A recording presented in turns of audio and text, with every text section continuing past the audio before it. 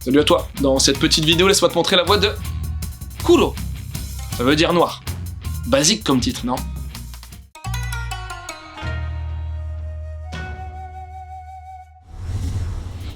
L'histoire? Il y a une gamine bizarre, Coco, qui vit dans une maison bizarre, située dans un village bizarre. Et ben, elle a un chat, ouais, bizarre. Comment t'as deviné? Ma fille, Coco, elle a perdu ses parents étant jeune, et depuis, ben, elle est bizarre, hein. Voilà. Dans le village, t'as des espèces de monstres ombres qui t'attaquent si tu sors un peu des chemins. Mais pour les voir, faut avoir été vacciné étant gosse. Bizarre. Et ben, le chat, Kuro, lui, un jour, il a fugué, et depuis, il a plein d'yeux et une bouche bizarre.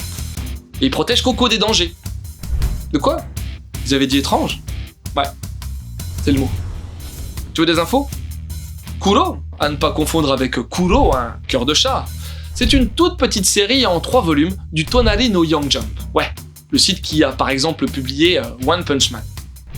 Kuro a commencé sa parution en 2013 au Japon et son auteur, c'est Somato, ou Somato, si tu préfères. En fait, il s'agit du pseudo d'un duo d'auteurs, à l'origine de plusieurs rom-coms, mais aussi de Shadow's House, manga toujours en cours de publication et édité chez nous par Glénat. Tout comme ce Kuro, la couverture est magnifique et t'as plein de pages couleurs, mais quand je dis plein, c'est la moitié du volume en fait.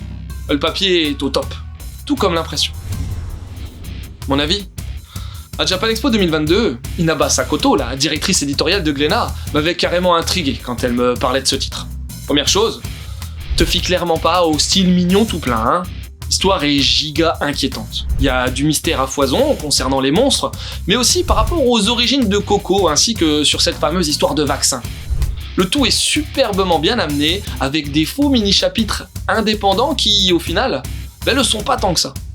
Le volume est scindé en 2, avec la couleur et le noir et blanc, mais aussi par rapport à la présentation de l'univers, puis une mise en avant du background de quelques persos. J'ai vraiment bien accroché. Le seul truc un peu questionnant, c'est par rapport à toutes ces petites filles qu'on peut voir, et qui pourraient laisser suggérer une espèce de lolicon glauque par moment. Mais bon, c'est question de positionnement, je pense. En tout cas, pour moi, excellente découverte pleine d'ambivalence que ce Kuro. Merci qui? Merci Glénat.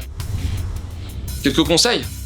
Direct, je vais te faire l'analogie avec The Promised Neverland pour l'ambiance malaisante et les mystères mystérieux. Shadow's House, du même duo et reprenant également quelques lignes directrices. Et Made in Abyss, mettant aussi des enfants face à des êtres pour le moins étranges. Ben voilà, c'est fini, j'espère que cette petite vidéo t'aura donné envie de lire Kuro. Sur ce, je te laisse et continue de suivre la voie du manga.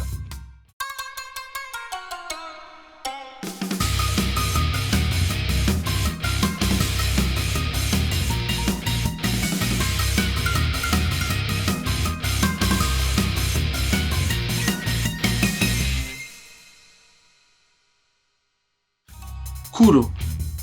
Alors autant des fois les Japs ils vont chercher des titres à rallonge, autant là,